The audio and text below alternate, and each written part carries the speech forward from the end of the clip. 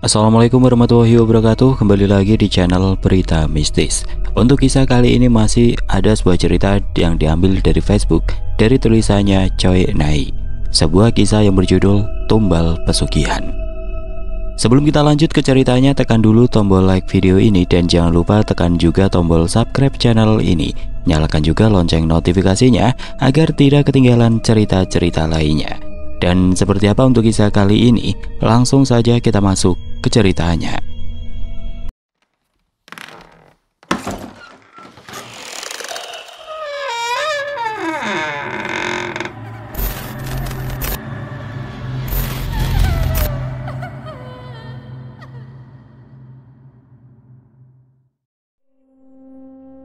Hari ini aku terpaksa meninggalkan kampung halaman, meninggalkan ibu dan kedua adikku.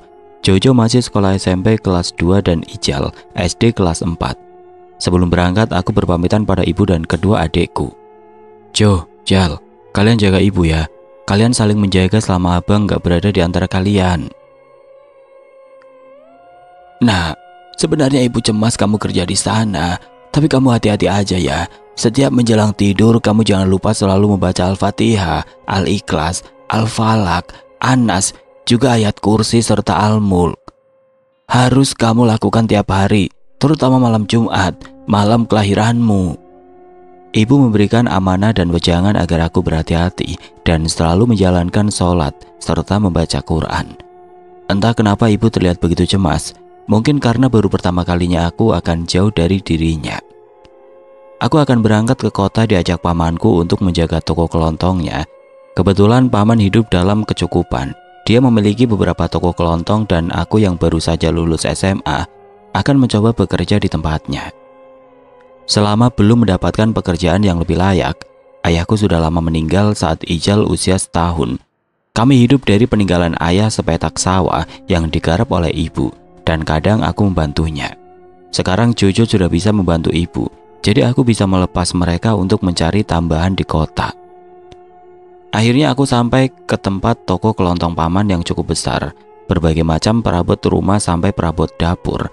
Di sebelah toko kelontong ada sebuah warteg yang katanya masih milik paman, tapi dikelola oleh orang lain. Paman dulu memiliki 2 orang anak, malah anak pertama sepantaran aku, Rio. Dia sekarang kuliah karena paman mampu menyekolahkannya. Dan adiknya Rizka dia menderita sakit yang aneh. Karena itu dia ditempatkan di ruang khusus. Tidak seorang pun bisa melihatnya. Istri paman bernama Nilam. Karyawan toko kelontong hanya 2, Agung dan aku. Agung adalah pemuda tunawicara. Dia memiliki lidah pendek sebelum aku datang. Dulu Agung kerja bersama Rahmat yang katanya resign karena mendapat kerjaan baru. Tapi baru kerja sebulan di tempatnya kerja, Rahmat kecelakaan dan akhirnya meninggal. Agung orangnya ramah. Dia juga anak rantau dari Bandung. Dia tidur di mes bersama karyawan toko lainnya. Sedangkan aku tidur di rumah paman yang kebetulan berada di belakang toko kelontong tempat aku kerja. Aku ditempatkan sekamar dengan Rio. Kamar paling depan dekat garasi mobil. Sedang kamar paman sendiri ada dekat ruang makan antara dapur dan ruangan khusus Rika bersebelahan dengan kamar paman. Gung, kamu sudah berapa lama kerja di toko ini? Tanyaku pada Agung. Agung menjawab dengan mengangkat kelima jarinya dan berucap 5 tahun, walau tidak jelas. Terlihat raut wajah yang seperti menyimpan sesuatu, entah seperti ketakutan, kecemasan, atau entahlah susah diartikan. Sudah berapa kali teman yang menemanimu di sini? Tanyaku lagi penuh keingintahuan. Agung tidak menjawab. Dia malah bangun dan menyibukkan diri dengan mengumpulkan kardus-kardus kosong, menatanya, dan menaruhnya di belakang toko. Sungguh aneh si Agung ini. Sebulan sudah aku kerja di toko paman dan aku pun sudah menerima gaji pertamaku. Cukup lumayan bila dibandingkan upah buruh di sawah. Bisa membantu kebutuhan ibu dan adik-adik di desa dan langsung aku kirim untuk mereka. Aku hanya menyisakan beberapa puluh ribu saja untuk keperluan membeli kebutuhanku. Sebab karyawan paman dapat makan di warteg sebelah. Si Rosi meninggal kecelakaan saat boncengan dengan suaminya. Suami selamat, Rosinya meninggal. Itulah percakapan yang kudengar di saat aku sedang makan di warteg milik paman. Siapa Rosi, Bu? Tanyaku di sela menyuapkan nasi ke mulutku. Karyawan warteg sini, Dia resign 2 bulan yang lalu karena akan menikah. Dia bekerja sudah lama di warteg ini. Dia menikah sebulan yang lalu. Sekarang meninggal. Kasihan, masih pengantin baru. Ucap si ibu menjelaskan dengan wajah sedihnya, bahkan meneteskan air mata. Aku prihatin dan aku tidak banyak tanya lagi. Aku pikirkan, sudah ajal dan takdirnya. Setelah selesai makan, aku kembali ke sebelah untuk bergantian dengan Agung untuk makan. Gung, sana makan, aku sudah selesai. Ucapku pada Agung. Dia hanya mengangguk dan cepat menyelesaikan kerjaan yang ada di tangannya. Oh ya Gung, kamu kenal Rosi karyawan warteg yang 2 bulan lalu resign? Kemarin katanya meninggal kecelakaan bersama suaminya. Jelasku pada Agung. Seketika Agung terkejut dan menjatuhkan kardus yang sedang dia buka. Terlihat wajah kaget dan paniknya. Dia tidak menjawab, langsung pergi menuju warteg. Aneh, ada apa dengan dia? Kenapa dia seakan menyimpan sesuatu yang tidak boleh orang lain tahu? Suatu saat nanti akan aku korek secara perlahan. Malam ini hawa terasa panas. Rio sudah tertidur dengan nyenyak. Aku yang terbiasa tinggal di desa dengan cuaca yang sejuk karena desaku berada di lereng merbabu. Kulihat jam menunjukkan pukul 10. Akhirnya aku keluar dari kamar dan menuju teras. Aku duduk di bangku plastik sambil mengipasi tubuhku dengan sobekan kardus yang memang banyak di dekat garasi. Pandanganku menatap langit yang sedikit gelap, sepertinya mendung. Pantas saja hawanya panas. Biasanya kalau mendung hawa akan sedikit ngelengkap dan tidak ada angin. Tiba-tiba aku melihat perempuan berdiri di belakang warteg yang memang bersebelahan dengan toko kelontong. Jadi dari rumah paman sangat jelas. Perempuan itu posisinya berdiri menyamping, jadi aku tidak bisa melihat jelas wajahnya. Dia memakai rok di bawah lutut, kaos berwarna putih dan berambut dikuncir kuda. Lampu yang hanya bohlam tidak seberapa penerangan membuatku susah melihat wajahnya. Siapa wanita itu? Apakah karyawan warteg? Kenapa aku baru melihatnya? Gumamku dalam batin. Mas, tolong. Tiba-tiba perempuan itu meminta tolong sambil menatapku dengan pandangannya yang tajam. Aku tertegun sebentar, lalu berdiri dengan maksud akan menghampirinya. Ketika aku melangkah beberapa langkah ke arahnya, tiba-tiba aku tidak melihatnya lagi. Aku mencari celingukan kemana perginya perempuan itu. Kenapa dia? Apa yang terjadi dengannya? Kenapa dia meminta tolong padaku? Aku tetap melanjutkan langkah sampai ke tempat perempuan itu berdiri. Kuperhatikan sekeliling tempat itu, namun perempuan itu raib seperti ditelan malam.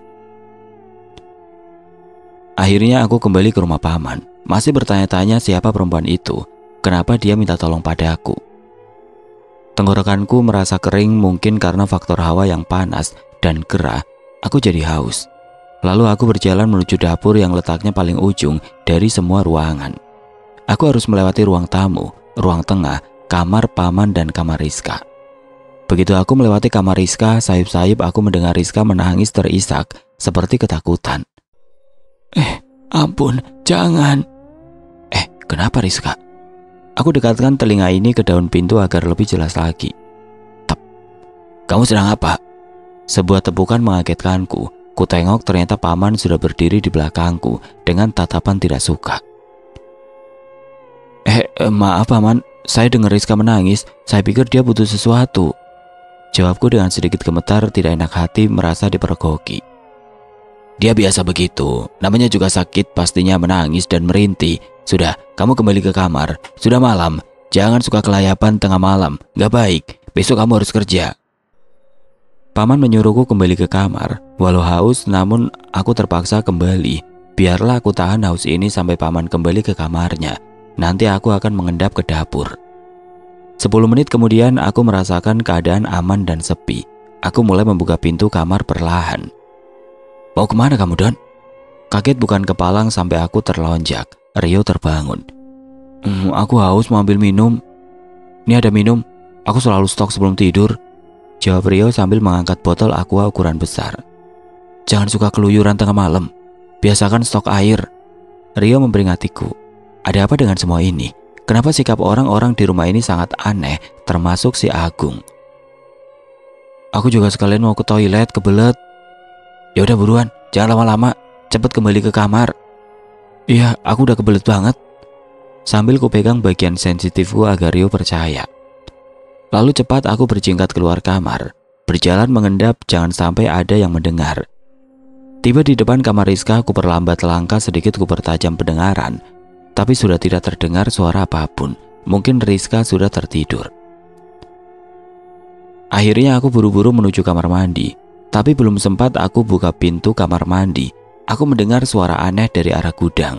Seperti percakapan dua orang lelaki, tapi tidak begitu jelas. Gudang yang selama ini aku dilarang mendekatinya dengan alasan angker. Rasa penasaran membuat langkahku menuju ke arah jendela yang berhadapan dengan gudang.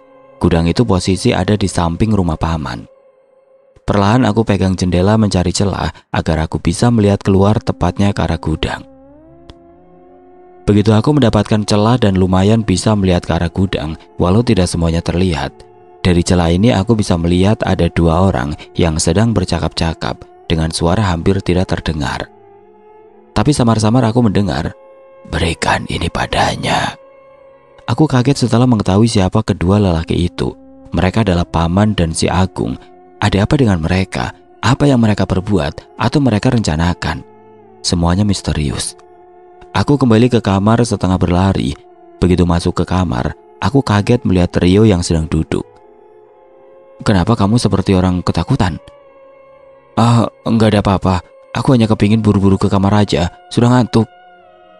Alasanku. Rio tidak menjawab, dia kembali merebahkan badannya dan mulai tertidur. Sedangkan aku sangat sulit memejamkan mata. Rentetan kejadian malam ini membuatku banyak pertanyaan di dalam otakku.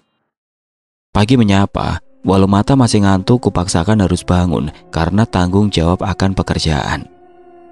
Kulihat jam menunjukkan pukul 6 pagi. Aku berjalan menuju kamar mandi. Kulihat Bik Nilam keluar dari kamarnya dan menuju kamar Rizka. Selama aku berada di rumah paman, tidak sekalipun aku melihat keadaan Rizka. Padahal Rizka dulu sangat akrab denganku. Begitu aku sampai di depan kamar Rizka, tiba-tiba paman yang berada di dalamnya memanggilku. "Doni, sini." Berhenti sejenak memperhatikan ke dalam meminta kepastian.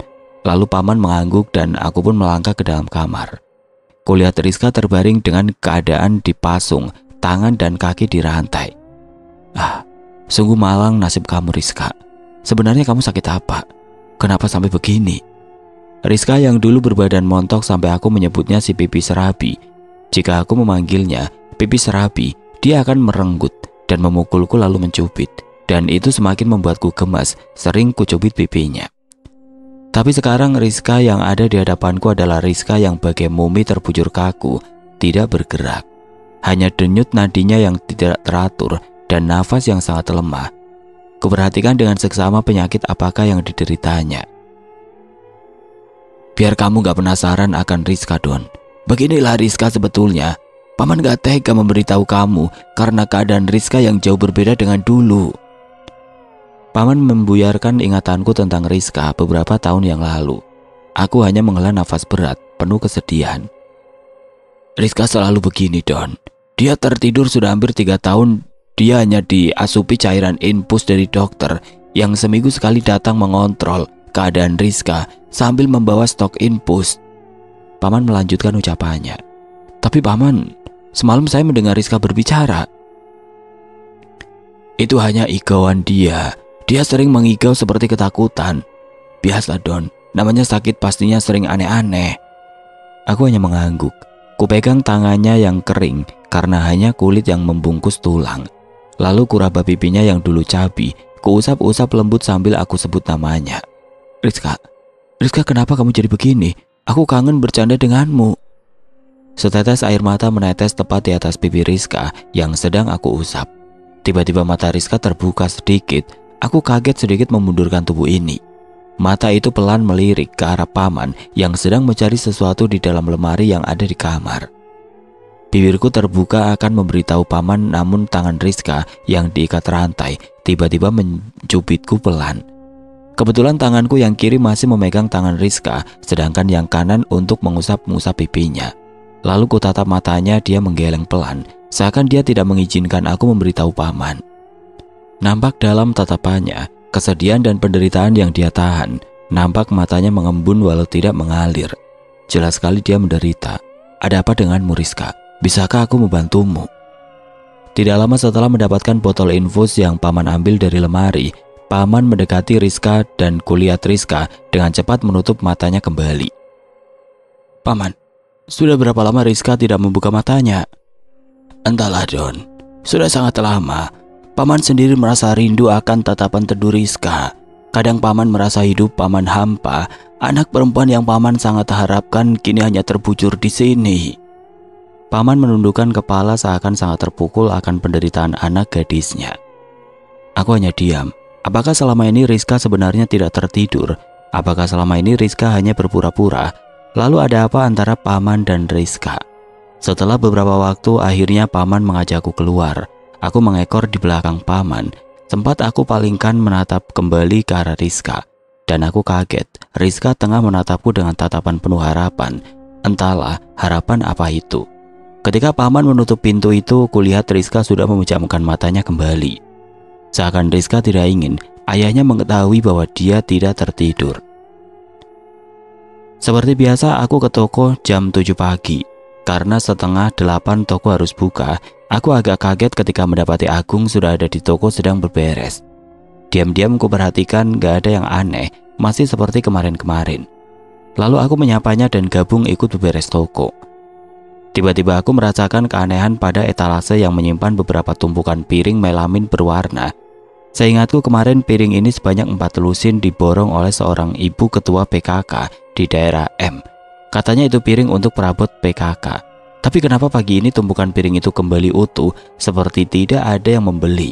Padahal sudah jelas etalase ini kemarin kosong. Dia merenung mengingat-ingat. Astagfirullah.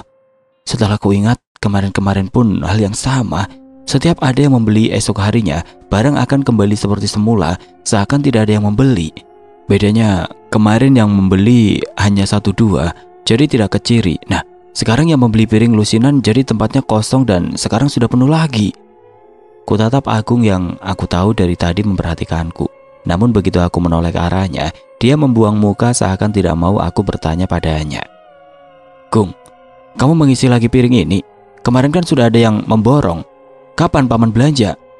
Yang ku tahu kemarin paman seharian kurang sehat, jadi nggak kemana-mana. Agung hanya menggeleng lalu pergi ke belakang mengantar kardus-kardus kosong. Tiba-tiba tanpa sepengetahuan Agung, dompet dia yang ditaruh di saku celana belakang terjatuh. Lalu ku ambil dan ku taruh di atas meja kasir dengan maksud, kalau Agung sudah kembali dari belakang akan kuberikan padanya. Namun tidak sengaja dompet itu terbuka dan tampaklah diselipkan paling depan sebuah foto perempuan. Penasaran kuperhatikan. Astagfirullah, perempuan ini kok mirip yang semalam minta tolong padaku. Semakin kuperhatikan, kaget aku ketika Agung merebut dompetnya tanpa kata. Maaf Gung, tadi dompetmu jatuh, lalu aku ambil mau aku berikan padamu, tapi dompetmu malah kebuka jadi kelihatan deh cewekmu. Maaf ya. Agung hanya tersenyum lalu pergi entah kemana. Pusing mending aku pesan kopi ke sebelah. Kepala pusing juga ngantuk. Maklum semalam kurang tidur. Bu, kopi kapal api ya? Sambil menunggu kopi selesai aku iseng bertanya. Bu, ada karyawan baru ya? Maksudnya karyawan apa mas? Karyawan warteg sini lah bu. Oh nggak ada tuh, kami sudah cukup orang. Semalam siapa ya? Assalamualaikum bu, gimana keadaan ibu? Juga Jojo dan Ijal. Waalaikumsalam. Alhamdulillah kami semua sehat dan baik-baik saja. Gimana kamu sendiri, Le? Alhamdulillah, Bu, aku sehat. Oh ya, Bu, aku mau sedikit cerita. Cerita masalah apa, Le? Tentang paman dan keluarganya, Bu. Lalu aku menceritakan keadaan yang selama aku di rumah paman, kejadian-kejadian aneh, juga tentang yang tengah malam aku melihat Agung dan paman.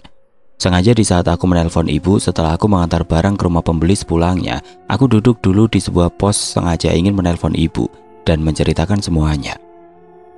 Kamu hati-hati ya, Le. Jangan lupa selalu membaca surat-surat sebelum kamu tidur dan jangan kamu tinggalkan sholat juga membaca Quran. Insya Allah kamu akan dilindungi Gusti Allah, Le. Iya, Bu. Aku alhamdulillah selalu menjalankan kewajibanku sebagai umat muslim. Ya wes ya, Bu. Aku tak lanjut bekerja lagi. Assalamualaikum. Sesampainya di toko tidak lama ada seorang lelaki sekitar usia 60-an. Walau sudah usia tapi masih terlihat kekar dan gagah. Assalamualaikum. Mas, ada jual tambang ukuran besar? Waalaikumsalam. Ada Pak De, sebentar ya aku ambilkan. Macam-macam ukurannya, nanti Pak De pilih mau yang mana. Lalu aku ambil macam-macam ukuran tambang dan menyerahkan pada si bapak. Mas, sudah lama kerja di sini? Belum Pak De, baru mau 2 bulan. Maaf Mas, pernah nemu yang aneh nggak selama kerja? Si bapak berkata dengan membisik. Maksudnya Pak De? Si bapak tidak menjawab, hanya matanya menatap berkeliling menatap setiap pojok toko. Setelah memilih salah satu tambang yang cocok, dia membayar lalu pamitan. Makasih ya Mas, hati-hati, selalu ingat pada Gusti Allah, karena umat muslim hanya meminta pertolongan pada Gusti Allah. Selain itu adalah syirik. Lalu dia meninggalkan kertas dengan tertera nomor telepon. Tinggal aku yang kebingungan dengan kata-katanya, apakah dia mengetahui sesuatu. Lalu ini nomor telepon siapa? Walau bingung, aku akhirnya menyimpan nomor itu di dalam kontak teleponku dan kuberi nama Pak D. Seminggu telah berlalu dari rentetan kejadian aneh malam itu, dan sudah seminggu ini pula aku tidak pernah mendengar suara Rizka lagi. Apakah dia benar tertidur atau memang sudah tidak merasakan sakit? Entahlah. Sore ini Agung memberiku sebuah sarung yang katanya dari paman untuk digunakan sholat. Dia berbicara menggunakan bahasa tubuhnya. Walau begitu aku sudah paham kenapa paman tidak memberikannya langsung padaku, kenapa malah melalui Agung. Sudahlah, tidak perlu dipikirkan. Bisa jadi paman memberi Agung juga mungkin sekalian memberikan untukku. Malam ini adalah malam Jumat Kliwon, yang menurut mitos di desaku adalah malam yang sangat baik buat para pemuja setan, atau bahkan buat setan itu sendiri. Tapi aku sebetulnya tidak begitu percaya di zaman modern seperti ini, apa karena aku belum pernah berinteraksi atau mengalami hal-hal mistik. Aku hanya tahu jika malam Jumat harus membaca Yasin atau Al-Kahfi, karena itulah ajaran dari leluhurku, dan kami sekeluarga menjalankannya. Seperti malam ini aku baru saja selesai membaca itu semua. Sengaja suara aku pelankan karena dari awal aku di sini membaca dengan suara lantang tapi ditegur paman. Doni, kalau baca Quran pelankan suara karena akan mengganggu Rizka. Itulah makanya aku hanya menurut saja. Rio baru saja pulang pukul 9 malam, terlihat sangat lelah, melepas jaket lalu merebahkan diri.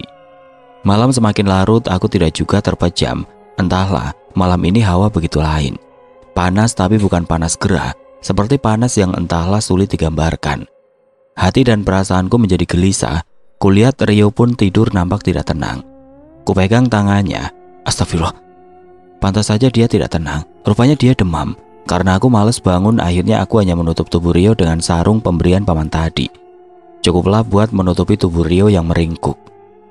Angin semakin berasa berhembus, masuk melalui celah-celah ventilasi. Terasa dingin menusuk pori-pori. Panas berganti dingin, desiran angin yang menerpa pepohonan menimbulkan suara gemersik. Ranting dan dedaunan yang jatuh saling bergemeletak. Dari kejauhan terdengar suara lolongan anjing, menambah suara mencekam seperti di desa. Kurai ponselku untuk melihat jam. Maklum, kami tidur dalam gelap, tidak bisa tidur dalam terang, jadi tidak bisa melihat jam dinding. Ternyata sudah pukul 12 malam, entah mata ini tidak juga mau terpejam. Tiba-tiba dari kejauhan aku mendengar suara ringkikan kuda. Semakin lama semakin mendekat jelas. Sudah suara derap kaki kuda disertai ringkikan dan deritan roda yang bergesekan dengan bebatuan jalanan. Aku heran, di kota seperti ini masih ada dokar atau delman, sedangkan selama ini aku tidak pernah melihat. Apakah delman milik warga atau delman transportasi? Belum hilang keterkejutanku, tiba-tiba pelapon dan genteng kamar terbuka dengan sendirinya. Maka tampaklah langit yang gelap, tidak ada satupun bintang menerangi. Aku bangun terduduk memperhatikan keanehan ini. Belum lagi tersadar dengan semuanya, tiba-tiba gelapnya langit berganti cahaya yang sangat menyilaukan. Semakin dekat cahaya itu semakin membuatku memincingkan mata. Ada apa dengan alam semesta ini? Akan ada bencana apa atau justru sebaliknya? Derap kaki kuda dan derit roda berhenti diiringi ringkikan yang sangat memekakan telinga, seperti di depan rumah. Tiba-tiba dari atap yang terbuka, aku melihat 2 orang lelaki berseragam kerajaan dengan postur tubuh besar dan berwajah menyeramkan. Mereka melangkah turun ke kamarku seakan ada jalan dari langit menuju kamarku. Aku beringsut ke pojokan tempat tidur dengan tubuh menggigil. Semakin lama, mereka akhirnya menjajakan kaki di kamarku, tepat di depan tempat tidur kami. Dalam ketakutan tidak berkedip, aku memperhatikan gerak-gerik mereka. Apakah mereka dua malaikat pencabut nyawa? Nyawa siapa yang akan mereka bawa? Apakah aku atau Rio yang sedang demam? Mereka terus menatap ke arah tempat tidur yang dimana Rio sedang meringkuk dengan diselimuti sarung pemberian paman. Mereka tidak satupun melihat ke arahku. Apakah karena gelap jadi aku tidak terlihat oleh mereka? Ditambah aku yang mepet ke tembok di pojokan. Jika siang hari, mungkin aku akan terlihat lucu seperti anak tikus kecebur mengkerut di pojokan. Tiba-tiba salah satu dari mereka menggeram dan bersuara yang sangat mengaung, seakan membelah sepinya malam. Ini orangnya yang berselimut, selimut dari Kanjeng Ratu. Lalu salah satunya membangunkan Rio. Nampak Rio terbangun dan duduk seperti orang linglung. Lalu perlahan bangun dan mereka langsung menuntun Rio layaknya anak kecil. Dan Rio pun menurut tanpa menolak. Mereka melangkah kembali ke atas. Aku bangun dan berusaha menggapai tangan Rio serta berteriak, "Jangan bawa Rio! Hai Rio, jangan ikut, sadar kamu!" Namun kedua orang yang membawa Rio mereka seakan tidak mendengarku. Bahkan seperti tidak melihat keberadaanku. Ketika aku gapai tangan Rio pun aku tidak dapat menyentuhnya. Hanya angin yang kulewati. Mau dibawa kemana Rio? Belum hilang kecemasanku, tiba-tiba dari langit yang bercahaya, aku melihat sebuah dokar terbuat dari emas berkilau, kuning, sangat bagus dan menyilaukan. Di depan ada 2 ekor kuda besar tegap dan di belakang, kedua kuda itu ada seorang kusir memakai seragam yang sama dengan kedua orang tadi. Di belakang kusir tampak seorang wanita sangat cantik memakai baju berwarna kuning emas mengkilat dan bercahaya, dengan mahkota di kepalanya yang sangat berkilau. Di belakang wanita itu Rio didudukan diapit oleh kedua orang yang membawanya. Rio seperti seorang tahanan hanya diam dan menunduk. Kaki serasa tidak menapak bagai melayang melihat pemandangan ini. Apakah aku sedang bermimpi atau berhalusinasi? Suara derap kaki kuda dan derit roda yang bergesekan mulai berjalan semakin menjauh ke angkasa. Dan akhirnya menghilang di telan gelapnya malam, diiringi angin yang mulai berkurang hembusannya. Dan akhirnya sepi senyap, tidak ada suara apapun. Perlahan atap rumah tertutup kembali dengan sendirinya. Aku yang masih termangu menatap sekitar yang masih gelap, akhirnya tersadar dan beristighfar. Akhirnya aku nyalakan lampu kamar, karena dengan terang bisa mengurangi rasa takut. Aku takut orang-orang tadi datang kembali. Aku terlonjak ketika mendapati Rio masih meringkuk di dalam sarung. Perlahan aku sibahkan sarung bagian kepala. Dan iya, ini Rio. Jadi tadi aku bermimpi atau berhalusinasi. Semuanya membingungkan.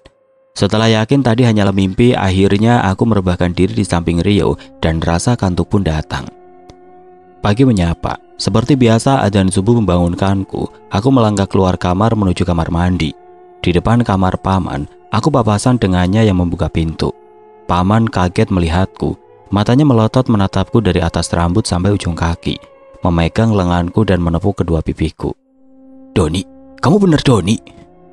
Iya paman, saya Doni. Paman kenapa? Apa ada yang aneh dengan saya?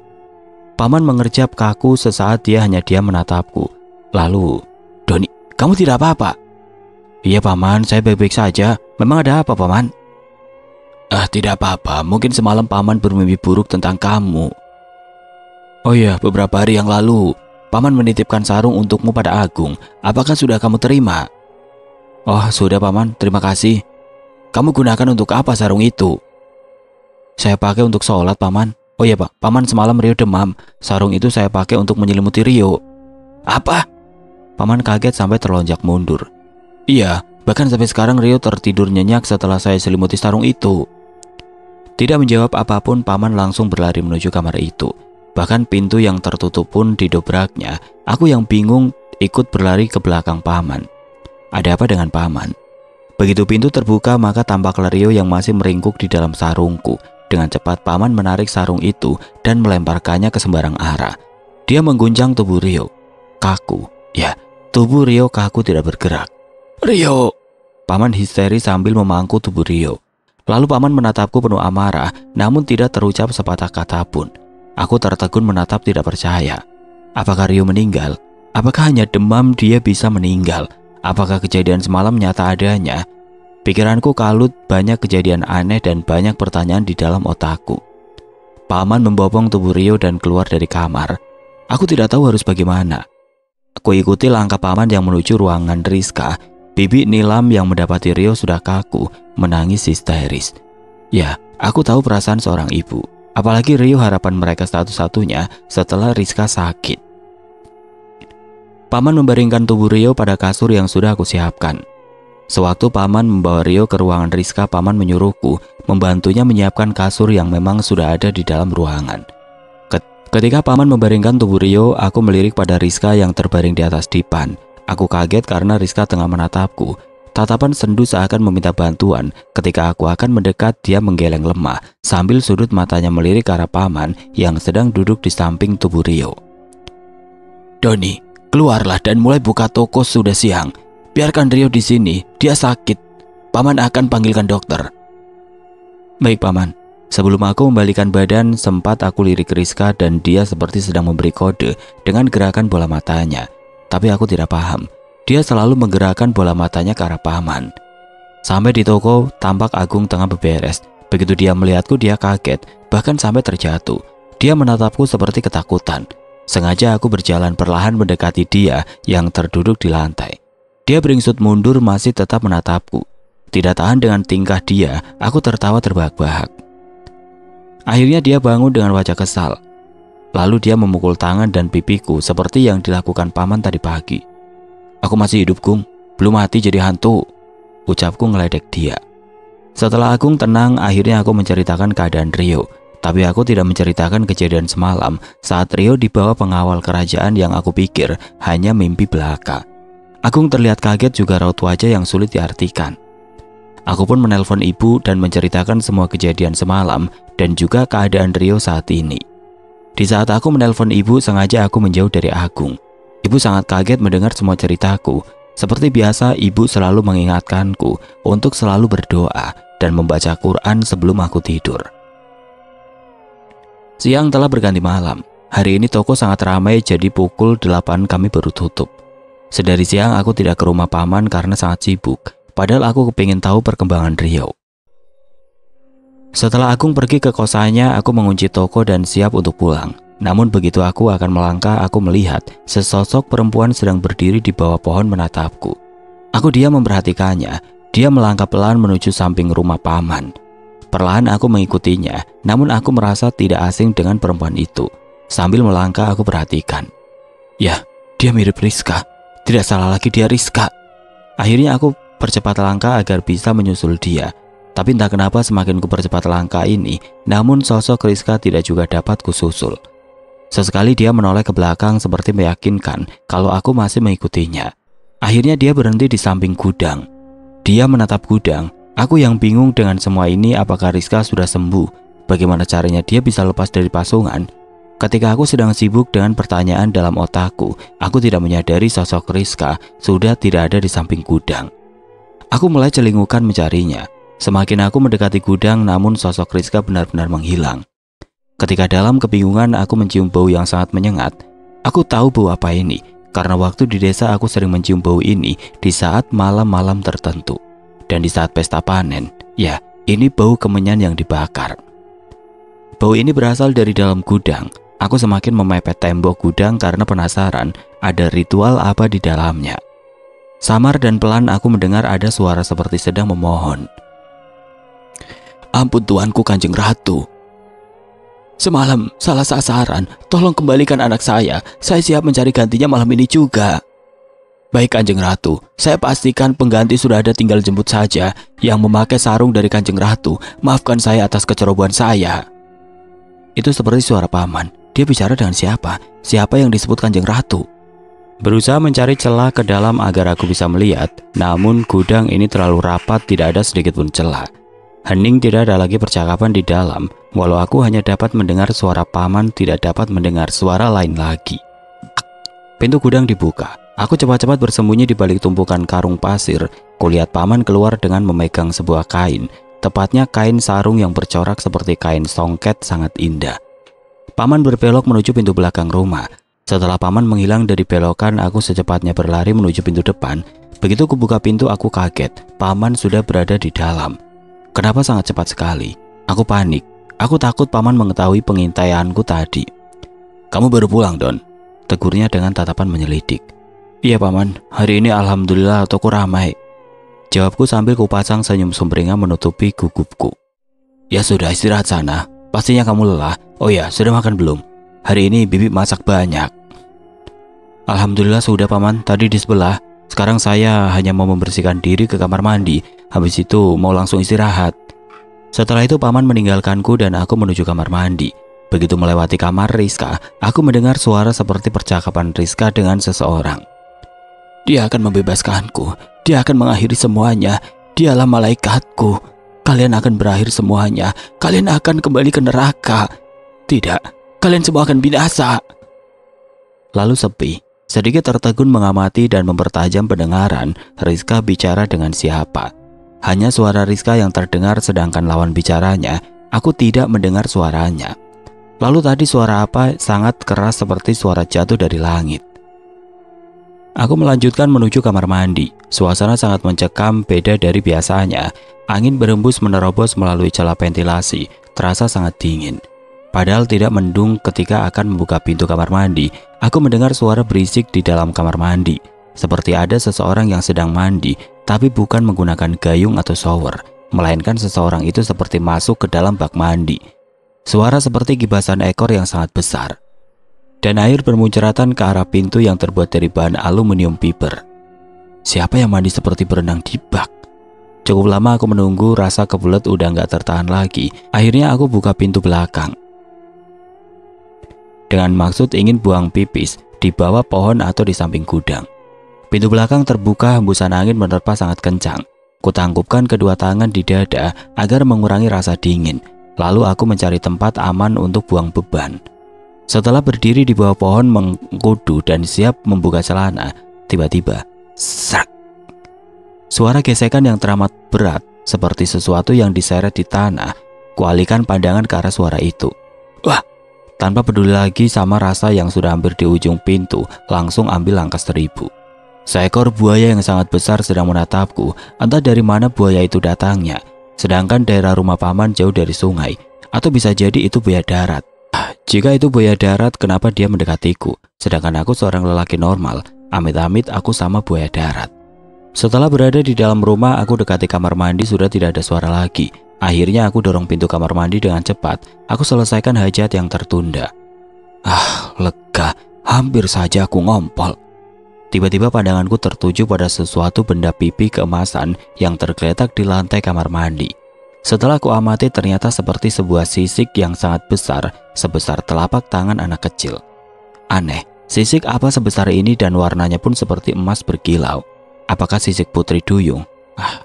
Bisa jadi. Tadi yang mandi itu Putri Duyung. Akan aku manfaatkan sisik ini. Pasti dia akan kehilangan dan akan mencarinya. Lalu aku akan meminta tebusan jika dia menginginkan sisik ini. Tapi tebusannya apa ya? Timbal baliknya dia harus jadi kekasihku.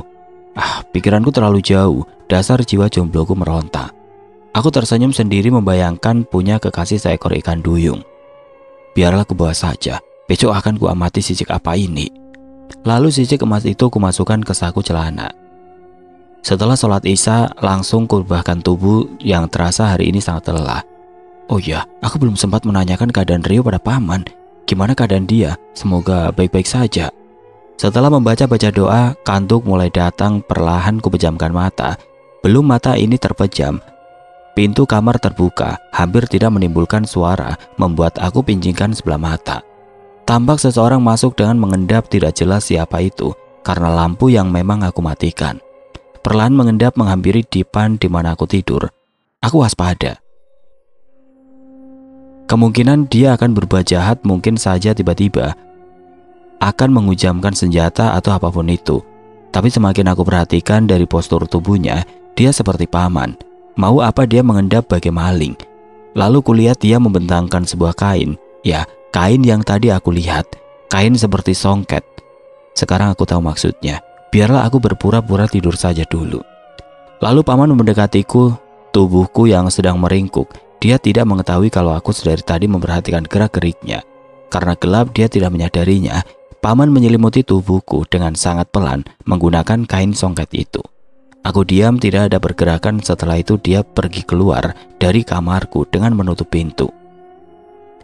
Setelah merasa aman dan yakin paman tidak akan kembali, Lalu aku keluarkan ponsel dan kutelepon ibu.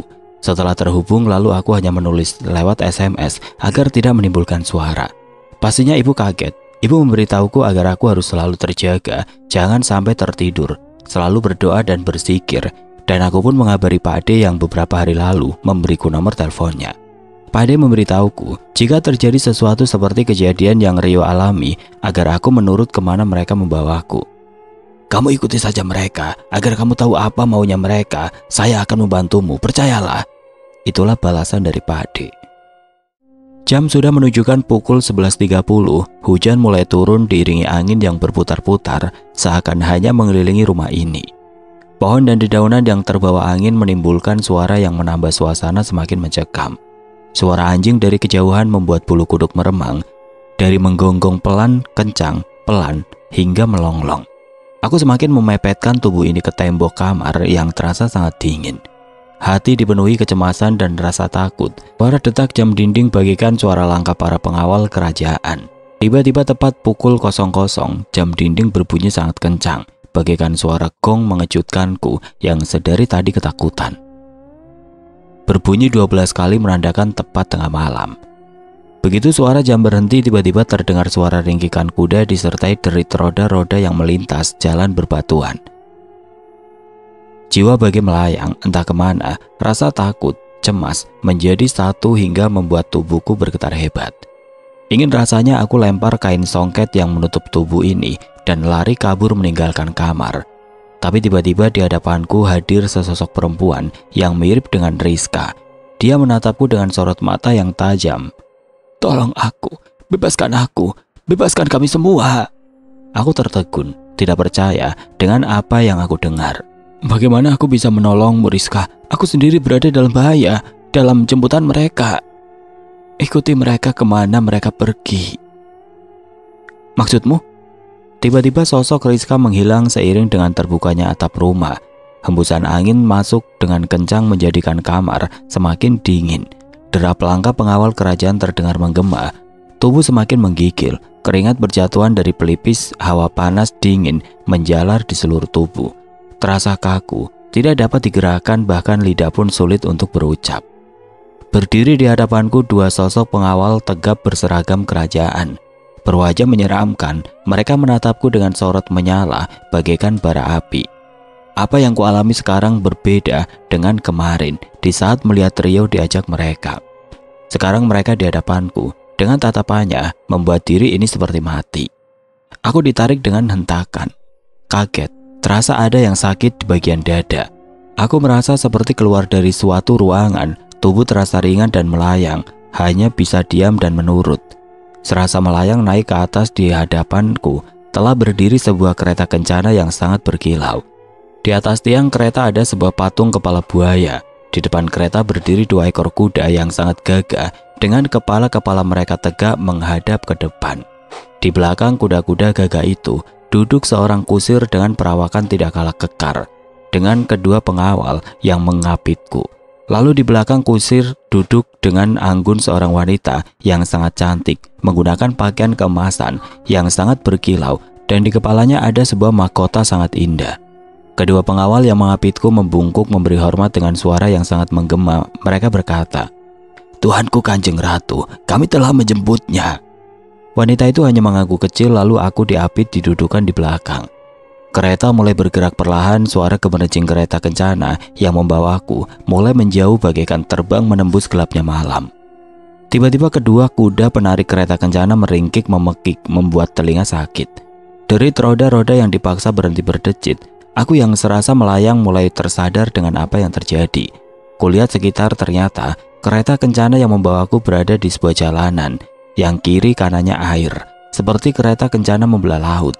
Di hadapan kereta ada seekor sapi besar yang menghadang perjalanan kereta, membuat kereta berhenti mendadak. Dalam keterkejutanku, aku menatap sepi yang menghadang. Nampak di atas sapi itu duduk dua orang yang sangat aku kenal. Mereka adalah kakek dan ayahku. Mereka turun dari atas sapi dan menghampiri kereta kencana. "Wahai siluman terkutuk, lepaskan anak cucu kami. Kalian tidak berhak menjemputnya. Kamilah yang berkewajiban menjemputnya dengan sapi ini, karena sapi inilah kurbannya saat Idul Adha," Kedua prajurit yang mengapitku berdiri dan berkata, "Tidak bisa. Anak ini sudah menjadi milik Kanjeng Ratu. Dia sudah ditumbalkan oleh seseorang yang serakah akan duniawi. Sudah perjanjian antara dia dan Kanjeng Ratu." Tidak berkata apapun lagi, lalu sekali hentak kereta kencana melesat meninggalkan sapi dan juga kakek serta ayah. Aku tidak dapat berucap, mulut serasa terkunci. Kereta kencana membawaku ke sebuah istana yang sangat megah. Di pintu gerbang berdiri dua tugu dengan simbol kepala buaya yang bermata api. Di depan gerbang berdiri beberapa prajurit gagah dengan bermahkota kepala buaya. Begitu kereta kencana sudah di depan gerbang, semua prajurit membungkuk. Lalu membukakan gerbang, tampaklah sebuah istana emas yang sangat berkilau menyilaukan kedua mata ini. Aku memasuki istana masih diapit dua pengawal. Di sepanjang jalan yang aku lalui, nampak ratusan manusia yang disiksa. Ada yang dijadikan tiang-tiang istana, ada yang dijadikan kursi dan meja, dicambuk, dipecuti, dijadikan budak-budak istana yang teraniaya. Bahkan permadani sepanjang jalan yang aku lalui berasal dari tubuh-tubuh manusia. Setiap jejakan kaki terdengar rintihan dan lolongan yang menyayat hati. Jeritan-jeritan kesakitan di setiap kaki melangkah. Aku dibawa ke sebuah ruangan gelap. Didorong dengan keras hingga aku terjerembab dan menabrak seseorang. "Doni, kamu kesini juga?" Seperti suara Rio. "Apakah kamu Rio?" "Iya, aku Rio. Bagaimana kamu bisa berada di sini?"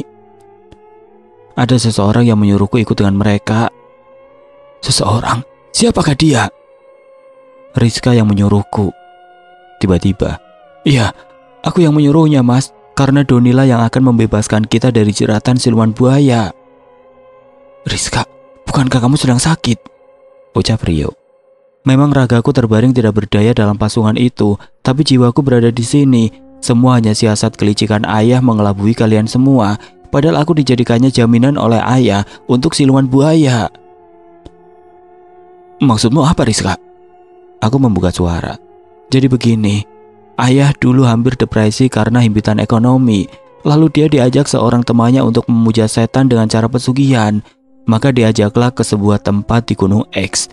Di situ ayah bertemu dengan juru kunci dan menceritakan maksud tujuannya.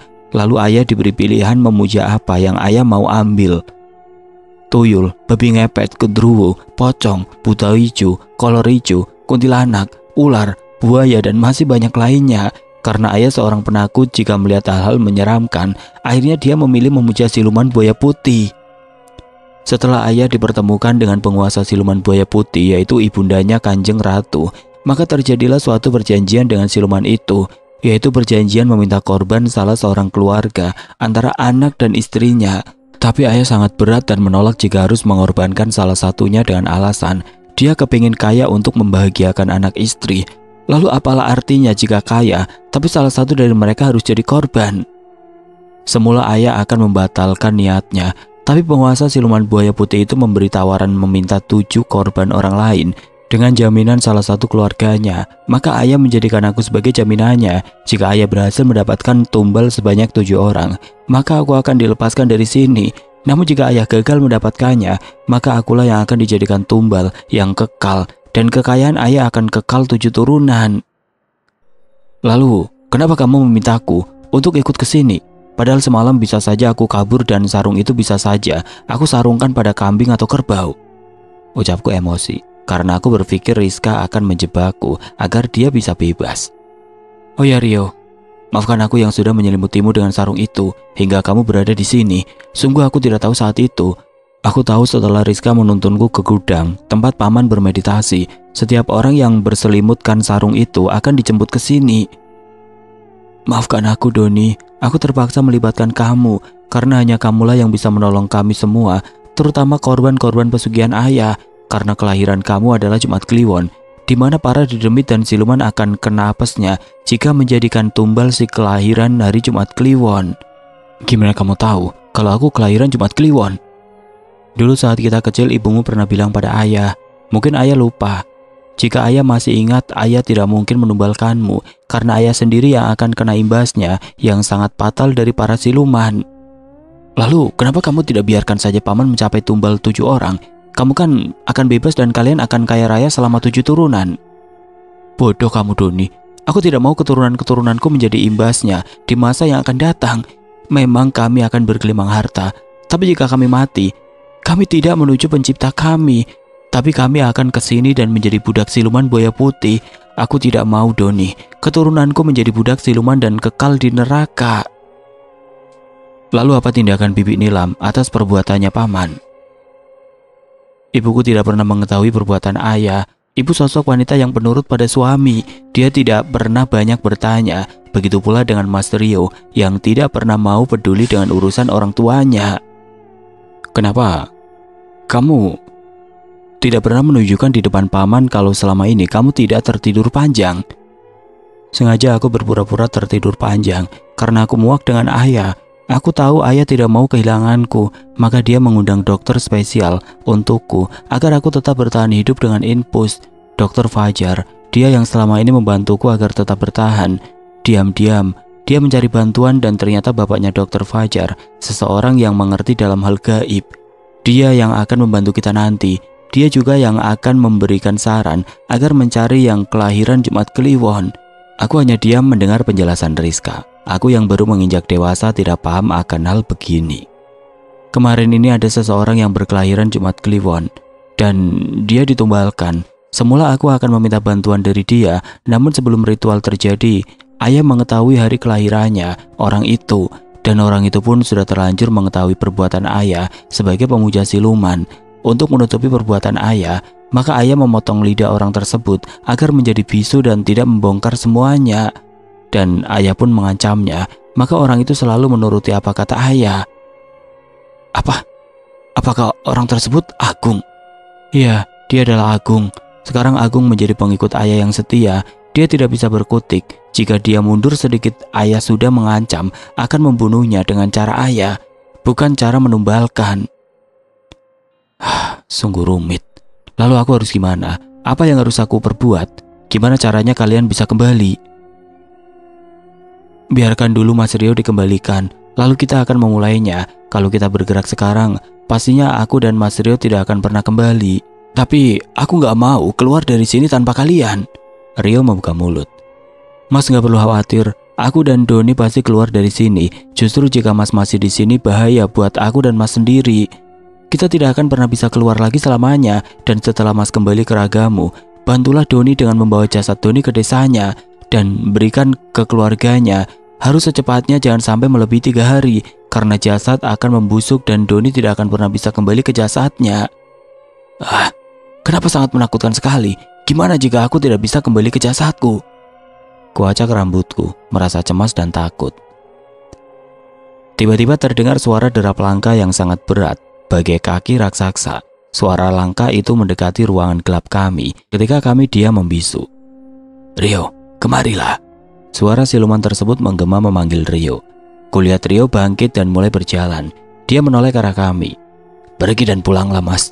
Kami akan baik-baik saja. Percayalah dan jangan lupa pesanku tadi akan jasad Doni, ucap Rizka. Setelah Rio keluar dari ruangan ini, terdengar suara Rio manusia-manusia yang meminta tolong, merintih, memohon, melolong penuh kesakitan. Hati Bagai teriris silet sangat perih. Jika benar aku bisa menolong mereka, akan aku lakukan walau apapun. Lindungi aku ya Allah. Begitu aku menyebut nama Allah, tiba-tiba bagaikan ada gempa. Kerajaan berguncang sangat keras. Beberapa benda berdentum berjatuhan. Jerit kesakitan menggema di dalam istana. Suara langkah lari yang berhamburan bagaikan suara ribuan tawon. Begitu juga dengan Rizka yang menjerit kesakitan. Ada apa ini? Apakah ada gempa atau tsunami? Doni, hentikan. Jangan kau menyebutnya saat ini, belum waktunya. Rizka berteriak sambil terhuyung. Sesaat guncangan itu berhenti, lalu tenang kembali. Kamu gak boleh menyebutnya saat ini. Kita masih di dalam sekatan siluman buaya putih. Nanti jika kamu sudah keluar dari sekatan ini, nah, disitulah keluarkan kemampuan kamu bermeditasi dengan penciptamu. Lalu sekarang kita harus bagaimana? Rio sudah dikembalikan. Kita tunggu sampai Rio membawa jasadmu ke desa. Tapi selama kamu di sini, kamu jangan pernah memakan makanan yang mereka sajikan. Walau nampak lezat di matamu, kamu tidak boleh menyentuhnya. Loh, kenapa? Sedangkan saat ini aku sangat lapar. Tidak boleh. karena yang mereka suguhkan bukanlah makanan lezat seperti yang kau lihat. Jika kau tidak percaya, nanti di hadapan makanan yang kau lihat, sebutlah penciptamu di dalam hati. Lalu, apakah selama ini kamu memakannya? Iya, itulah bodohnya aku, karena aku tidak tahu. Makanya seandainya pun aku bebas dari sini, kemungkinan besar aku tidak akan bertahan lama di dunia. Loh, kenapa? Karena aku sudah banyak memakan makanan di sini, kecuali ada yang benar-benar bisa menyembuhkanku. Rizka menundukkan kepala. Terlihat kesedihan yang sungguh malang karena ego seorang ayah yang ingin membahagiakan, tapi justru malah membawanya ke penderitaan. Beralih ke sudut pandang Rio. Begitu aku diapit keluar dari ruangan gelap meninggalkan adikku, Rizka dan Doni sepupuku, jeritan meminta tolong, jeritan kesakitan, jeritan-jeritan memohon dan menangis sungguh menyayat hati. Ternyata semua ini perbuatan ayahku yang selama ini sosok ayah yang aku banggakan. Ternyata pemuja setan. Kami menyelusuri lorong gelap di dalam istana kerajaan buaya putih hingga akhirnya menemukan sebuah pintu berkepala buaya.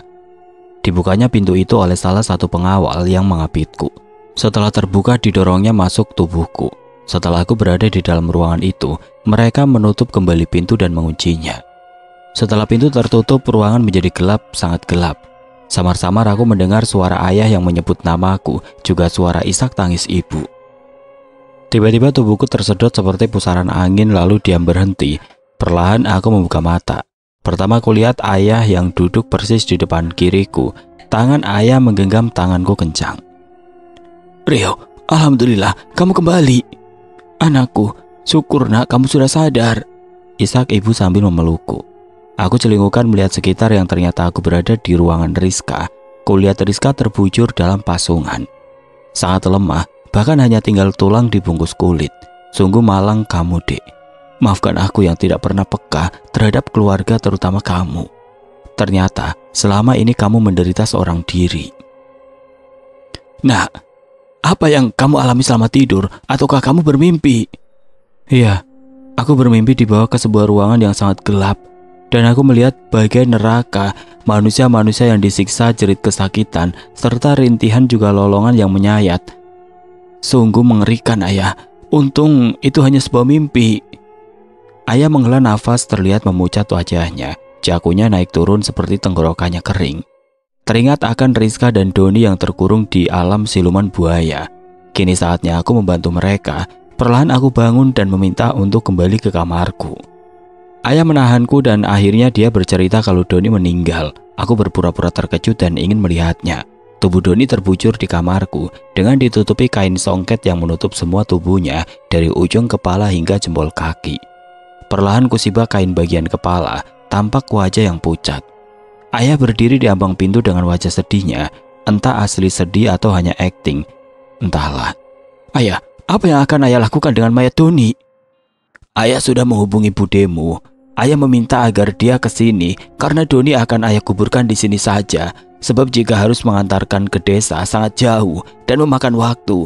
Sedangkan tadi kamu sakit, tidak ada yang menjaga kamu dan Rizka jika ayah pergi mengantar jasad Doni. Lalu apa kata Bude? Apakah dia bersedia Doni dimakamkan di sini? Budemu menolak. Dia ingin Doni dimakamkan dekat ayahnya. Kalau begitu izinkan aku mengantar jasad Doni ke desa, biar Agung yang menemani aku. Tampak ayah terdiam seperti sedang berpikir. Jelas kelihatan keraguan di wajahnya. Kasihan Bude ayah, biarkan Bude merawat jasad anaknya dan juga makamnya jika dimakamkan dekat dengan Pak Ade. Tapi, kamu baru saja sembuh Rio. Aku tidak apa-apa ya, malah aku merasa lebih segar dari sebelumnya. Ya sudah, jika kamu sanggup mengantarnya, biar ayah bicara sama Agung untuk menemani kamu. Jika diantar sekarang juga perkiraan kamu akan sampai desa pukul 10 atau 11 malam. Itu pun jika jalanan lancar tidak ada macet. Ya sudah ayah. Aku akan bersiap lebih cepat lebih bagus. Ayah panggilkan ambulan ya. Setengah jam kemudian semua sudah siap. Jasad Doni sudah berada di dalam ambulan. Aku dan Agung duduk di samping jenazah. Sedangkan di depan Pak Sopir ada seorang pegawai ambulan yang menemaninya. Malam telah datang tapi kami masih di perjalanan sekitar 4-5 jam lagi akan tiba di desanya Doni. Hujan rintik-rintik, jalanan becek dan licin membuat sopir harus ekstra hati-hati. Sesekali ambulan terguncang karena jalanan yang berlubang. Aku dan Agung sesekali menguap menahan kantuk. Kulihat Agung berusaha tetap terjaga, aku pun harus tetap terjaga, jangan sampai tertidur. Mitosnya, jika menunggu jenazah sampai tertidur, akan ada hal yang tidak wajar menimpa diri kita ataupun jenazah itu sendiri. Aku mengetuk kaca bagian depan yang terhubung ke sopir. Tok tok. Sebelah sopir yang menoleh, aku memberi kode agar berhenti jika menemukan warung. Tidak lama nampaklah sebuah warung kecil. Aku akhirnya turun memesan beberapa gelas kopi dan gorengannya. Setelah membayar dan membawa gelas-gelas plastik kopi, mataku tertuju pada seseorang yang sedang duduk di pojok, sedikit remang-remang. Loh, itu bukan Kak Doni? Semakin aku perhatikan tiba-tiba, pek, bauku ditepuk seseorang dan ternyata Pak Sopir. Sini, aku bantu bawain. Cepat, jangan lama-lama. Kasihan jenazah, harus secepatnya sampai. Iya Pak, maaf. Lalu aku menoleh lagi ke arah sosok yang mirip dengan Doni. Astaga, dia tidak ada. Buru-buru aku kembali ke mobil. Sesampainya di mobil, aku mendapati Agung tertidur bersandar pada dinding ambulan. Pantas saja tadi ada yang mirip Doni. Rupanya penjagaan tertidur. Lalu aku bangunkan Agung dan kuberikan kopi agar dia kembali segar. Sudah pukul 10 malam dan kami sudah memasuki daerah lereng Merbabu, tinggal memasuki desanya saja. Hujan ternyata merata sampai di sini. Pun masih gerimis seakan dia sengaja menemani perjalanan kami. Hujan yang membuat jalanan becek dan licin, juga kabut yang membuat pandangan agak terganggu. Jadi benar-benar harus ekstra waspada. Jika semuanya normal, kemungkinan kami sudah sampai saat ini. Sedangkan sekarang, kami masih harus masuk ke dalam melewati beberapa desa. Dulu sewaktu kakek dan nenek masih hidup, aku beberapa kali ke sini. Semenjak mereka meninggal, sudah tidak pernah lagi. Sebuah desa yang sangat sejuk dikelilingi persawahan dan perkebunan. Bahkan jika pagi hari, kabut menyelimuti desa Gunung Merbabu yang menjulang menambah indahnya ciptaan Tuhan. Memasuki sebuah desa dengan jalanan berlumpur membuat mobil sulit melaju. Sesekali ban mobil yang harus tergelincir dan menimbulkan raungan di tengah sepinya malam, bagaikan suara harimau kelaparan. Tiba-tiba mobil berhenti mendadak, membuat aku dan Agung tersungkur karena tidak waspada. Kepalaku membentur kaca bagian depan, sedangkan Agung tersungkur tepat mencium bagian wajah Doni. Agung terlihat pucat dan ketakutan. Aku sedikit menahan tawa melihat ekspresi Agung. Lalu kulihat ke depan, tampak seorang ibu-ibu penjual jamu berdiri di sebelah kiri. Sepertinya dia hendak menumpang. Ah! Pak sopir dan temannya menjerit, lalu mobil mengerung dengan sesekali hentak. Lumpur yang tergilas ban mobil bermunceratan. Mobil melaju bagai kesetanan. Aku menggedor kaca mengingatkan mereka kalau saat ini mobil tidak terkendali. Tiba-tiba dalam kepanikan aku mendengar sesuatu jatuh tepat di atap ambulan, menimbulkan suara dentuman. Bem!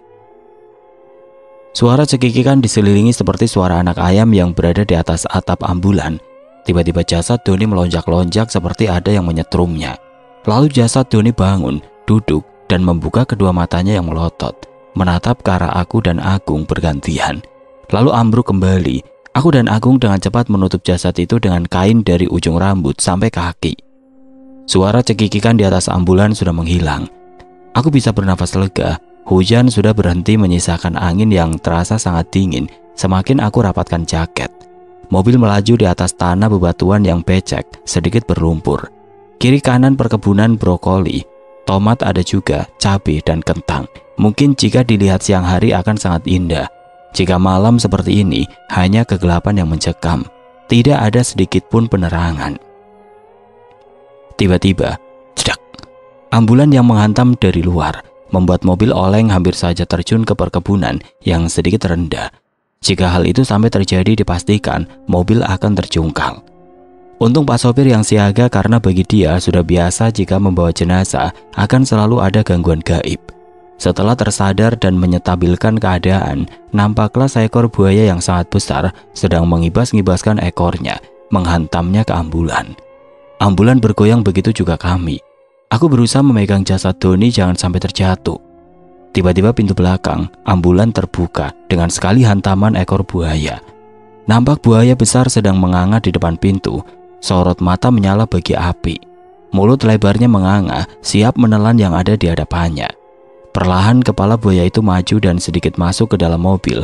Agung yang sedari tadi memang sudah pucat, ketakutan, dia berteriak histeris. Kedua kakinya dia naikkan ke atas jok mobil, sedangkan aku berusaha menjaga jasad Doni. Mulut buaya itu berusaha menggapai jasad Doni.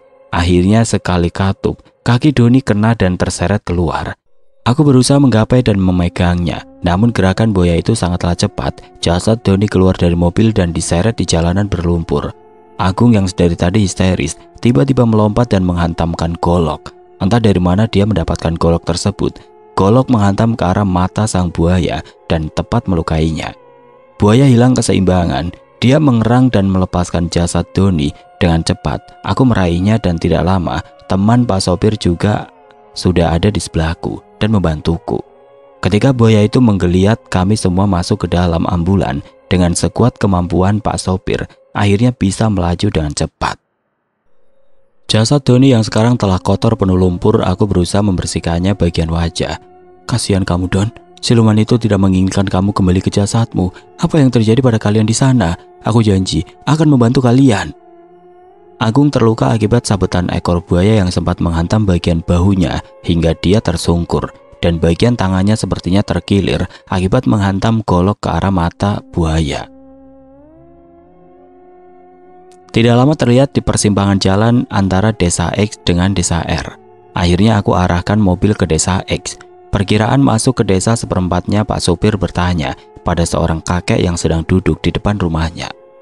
Alangkah kagetnya ketika sang kakek berkata bahwa ini adalah desa R, sedangkan desa X yang ke arah selatan. Kembali kami memutar mobil, jam sudah menunjukkan 11:30. Mulai gelisah, sebentar lagi waktunya tepat tengah malam, di mana para dedemit dan para alam gaib berinteraksi, sedangkan kami masih harus menempuh perjalanan entah berapa lama. Setelah melewati pertigaan tadi, kami mengambil jalan arah selatan. Semoga saja ini jalan yang benar. Jalan semakin mengecil, mobil merayap agar tidak terjeblos ke persawahan. Sesekali mobil melindas batu agak besar, membuat mobil terguncang. Kadang juga mobil miring karena jalan yang berlobang atau jalanan yang tidak rata. Aku dan Agung selalu menjaga jasad Doni agar tidak jatuh kembali.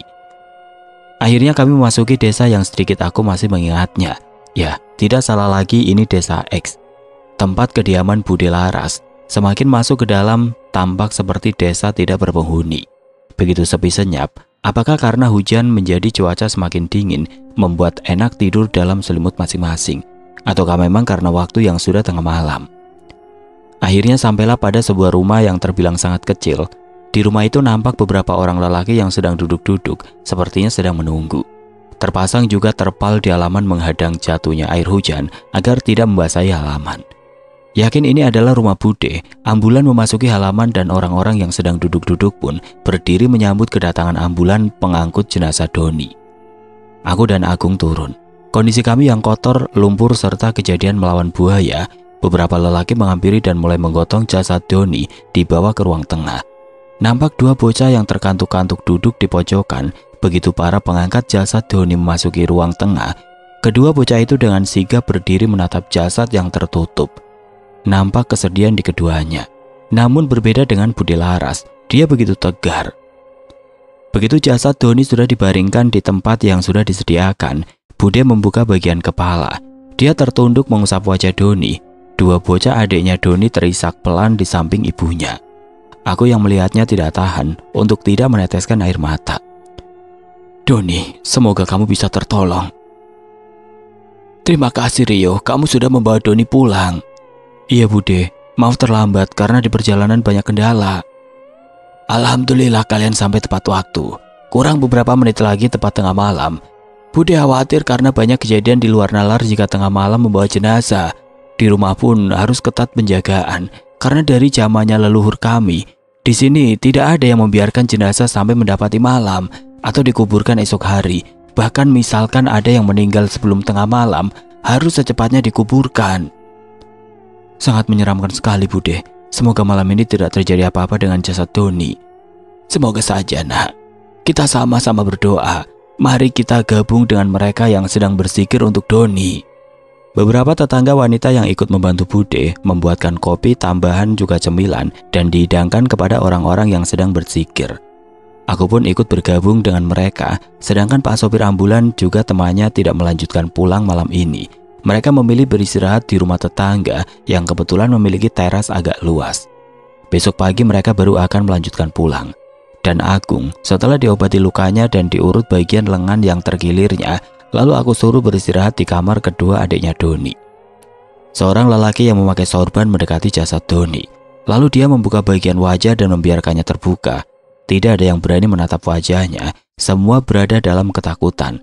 Kalau saja bukan karena ajakan sesepuh yang dituahkan di desa itu, mungkin mereka lebih memilih meringkuk di rumahnya di dalam selimut masing-masing. Hujan tiba-tiba turun dengan derasnya bagaikan ditumpahkan dari langit. Para lelaki yang duduk di luar berhamburan masuk ke dalam, berhimpitan dengan yang lain. Ruangan yang hanya 3 kali 3 meter kini dipenuhi orang, membuat ruangan semakin sesak namun agak sedikit menghangat. Angin berembus sangat kencang diiringi suara kilat saling menyambar dan juga petir yang bergemuruh.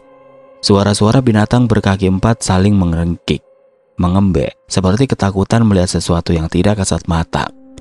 Pepohonan yang saling bergesekan dahannya dengan dahan lain menimbulkan suara berderit. Dedaunan yang berjatuhan terembas air hujan, sebagian berterbangan terbawa angin yang bergulung-gulung. Suasana benar-benar mencekam. Semua yang di dalam menggigil merapatkan diri dengan yang lainnya, menahan nafas seakan-akan kedatangan sesuatu yang sangat menakutkan. Lelaki yang memakai sorban duduk bersila di hadapan jasad Doni. Dia memperhatikan dengan seksama pada wajah Doni, sesekali menghela nafas sambil membelai janggut panjangnya yang sudah setengah putih. Teruskan zikir kalian, jangan berhenti. Sampai aku memerintahkan berhenti, aku akan bermeditasi dengan goib. Semua yang mendengar menganggukkan kepala, tanda mengerti. Lalu dipimpin salah seorang dari mereka melanjutkan doa dan zikirnya. Waktu menunjukkan pukul 12:30 malam, sudah benar-benar berada di titik tengah malam. Tiba-tiba rumah bergetar hebat, bagaikan ada gempa. Semua barang yang ada di dalam rumah bergetar, bahkan air kopi pun bermuncratan keluar dari gelas. Aku sangat kaget, kupandangi wajah orang-orang yang sedang berzikir. Mereka pun sama kaget dan menahan takut. Beberapa ibu-ibu yang duduk bersama Bude berteriak kaget.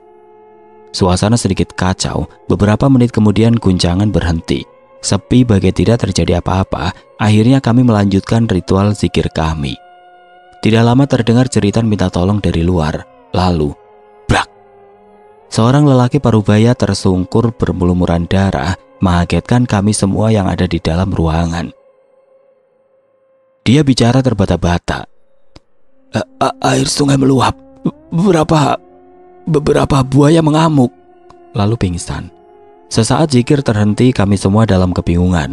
Pak Kiai memberi kode dengan tangannya agar melanjutkan zikir. 2 orang mengangkat tubuh orang yang diserang buaya, membawanya ke ruang belakang untuk disadarkan dan diobati. Belum lagi kami tenang, tiba-tiba mobil ambulan yang masih terparkir di halaman menggerung-gerung menimbulkan suara yang memegahkan telinga. Kami semua menutup pendengaran dengan kedua tangan. Aku mulai terasa pusing mendengar suara itu. Lampu listrik mendadak mati, kami semua panik. Kita beralih ke sudut pandang Doni. Sepertinya Rio dari ruangan ini kembali gelap. Hanya aku dan Rizka yang berbincang menunggu waktu agar kami bisa bebas dari sini. Tidak lama pintu terbuka kembali. Datang 2 orang pengawal membawa 2 nampan berisikan makanan. Mereka menaruhnya di depan kami. Makanan yang sangat lezat, selama ini aku belum pernah memakannya. Jangankan memakan, melihat pun hanya dalam film. Potongan paha kambing bakar, beberapa butir gulai telur, spaghetti yang bersaus merah menggiurkan, cemilan-cemilan yang terlihat sangat gurih manis, nasi putih yang harum masih mengebul. Sepertinya beras pandan wangi. Sangat menggiurkan. Cacing-cacing di dalam perutku mulai mengelinjang, membuat perutku menimbulkan suara berkeriuk. Aku duduk bersila di hadapan makanan itu, siap menyantapnya. Rizka hanya diam memperhatikanku.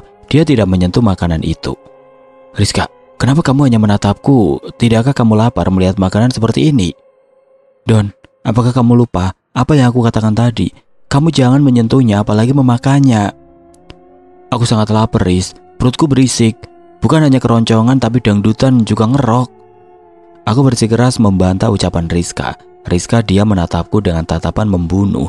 Namun aku tidak peduli. Aku sangat lapar sekali. Kutatap hidangan yang benar-benar membuat air liur meleleh. Kapan lagi aku menemukan makanan semewah ini? Apalagi gratis. Perlahan aku ulurkan tangan dan mengambil sepotong daging kambing bagian paha. Daging merah yang terlihat sangat lezat sepertinya manis dan kenyal. Sebelum aku memasukkan daging paha itu ke dalam mulutku, aku yang sudah terbiasa membaca doa sebelum makan, akhirnya mulai membaca doa dalam hati. Diawali membaca bismillah, tiba-tiba aku mencium bau yang sangat menyengat, busuk tidak sedap. Membuat perutku terasa mual dan enek, dan mataku hampir meloncat keluar ketika aku memperhatikan daging paha yang aku pegang. Ternyata itu potongan kaki manusia bagian paha yang masih meneteskan darah segarnya. Kulemparkan potongan itu entah kemana sembarang arah, lalu aku lihat makanan yang ada di nampan. Terlihat jelas beberapa butir bola mata yang sedang mendelik menatapku. Cacing-cacing berlumuran darah menggeliat menjijikan di atas piring. Potongan-potongan jari manusia dan juga belatung yang mengkernyik di dalam wadah menambah mual.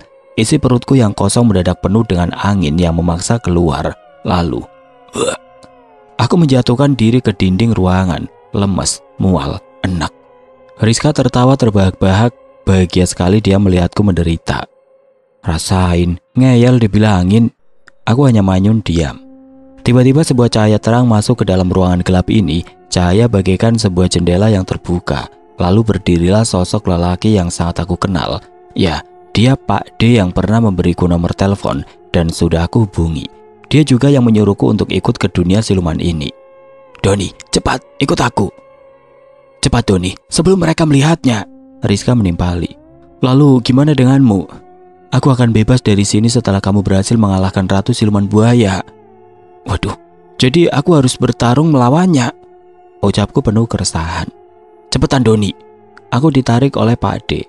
Sekali hentakan maka cahaya menggulung kami. Aku sudah berada di luar ruangan gelap, lalu melangkah menusuri lorong yang dimana setiap langkah kami diiringi jeritan minta tolong. Tangan mereka menggapai-gapai, tangisan menyayat pilu, bau anyir dan busuk dari tubuh-tubuh mereka tercium, membuat mual. Tubuh mereka yang menggelinjang berlumuran darah campur nanah, pemandangan bagaikan neraka. Kami terus berlari hingga berada di luar istana. Kamu harus secepatnya kembali ke jasadmu, karena jasadmu banyak yang menginginkannya. Di mana sekarang jasadku, Pak De? Rio sudah membawanya ke desamu. Wah, jauh sekali. Aku harus naik apa dari sini? Aku nggak membawa uang. Aku hanya bisa mengantarmu sampai sini. Selebihnya berhati-hatilah kamu. Ikuti terus jalan ini. Nanti kamu akan menemukan jalan pulang. Loh, Pak De ninggalin aku. Aku nggak bisa berlama-lama di sini. Ini bukan alamku. Ragaku juga dalam bahaya kalau lama aku kosongkan. Aduh, kenapa sih paman bikin ribet semuanya? Tiba-tiba ratusan pasukan buaya keluar dari istana mereka berlarian menuju ke arah kami.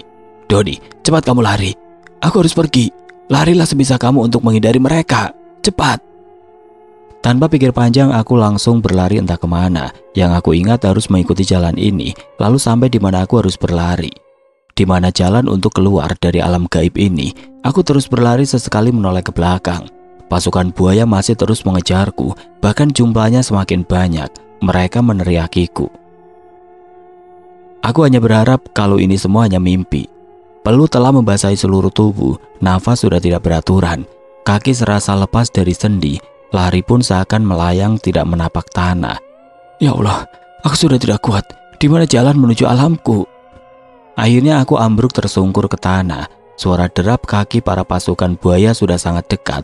Perlahan dengan ketakutan aku bangun dan menoleh ke belakang, di mana suara pasukan buaya bergemuruh bagaikan zombie kelaparan.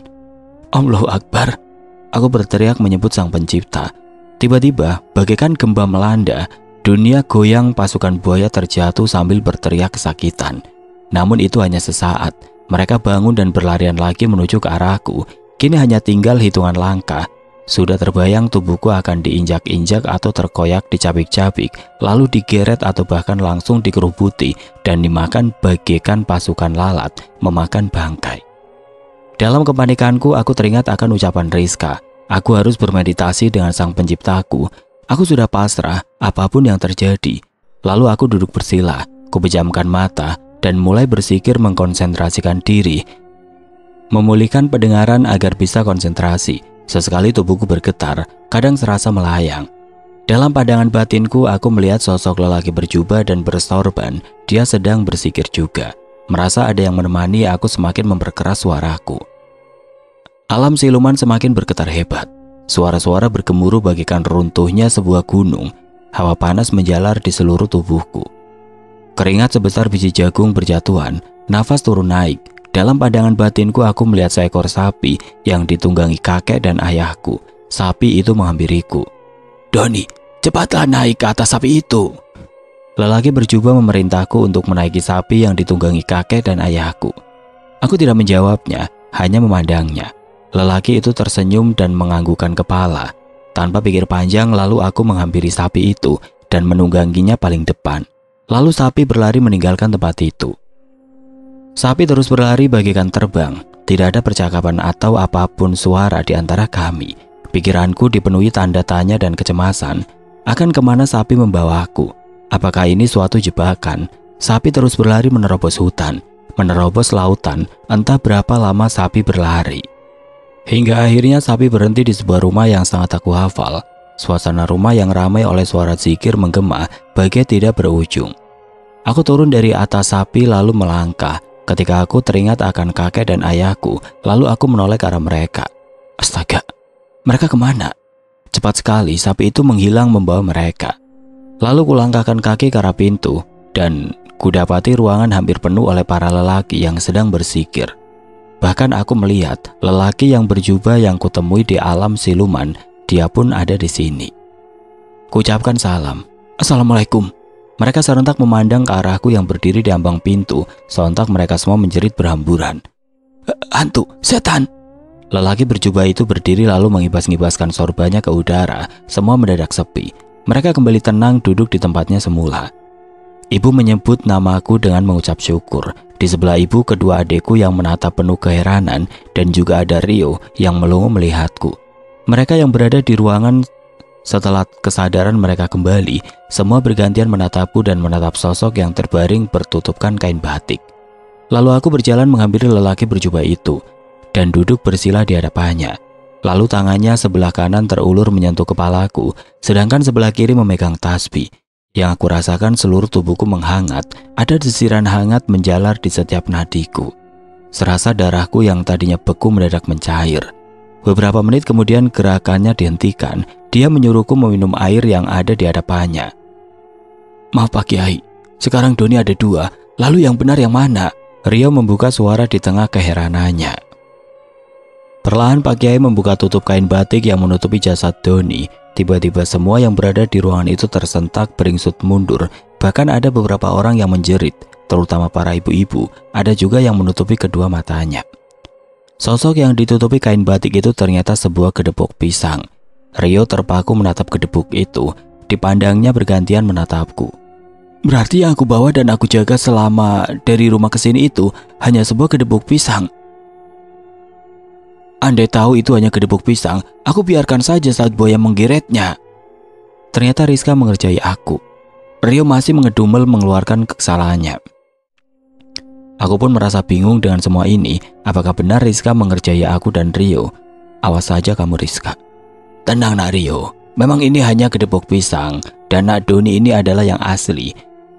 Dia dibawa siluman buaya dengan raganya.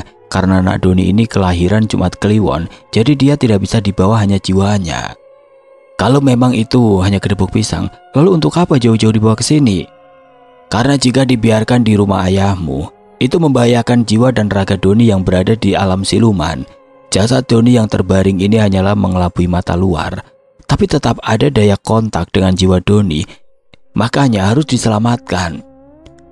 Tiba-tiba di saat ketegangan itu berlangsung, hembusan angin sangat kencang menerobos masuk ke ruangan. Suara angin disertai lolongan anjing dari kejauhan. Semua menatap saling pandang, saling merapatkan diri. Begitu pula Pak Kiai, dia seakan bersiaga. Tiba-tiba hadir di hadapan kami sosok wanita cantik bermahkota kepala buaya. Dialah Kanjeng Ratu Buaya yang kemarin menjemputku. "Wahai anak manusia, kembalikan mustika kerajaan kami yang sudah kamu ambil." Kanjeng Ratu menatapku dengan tatapan layu.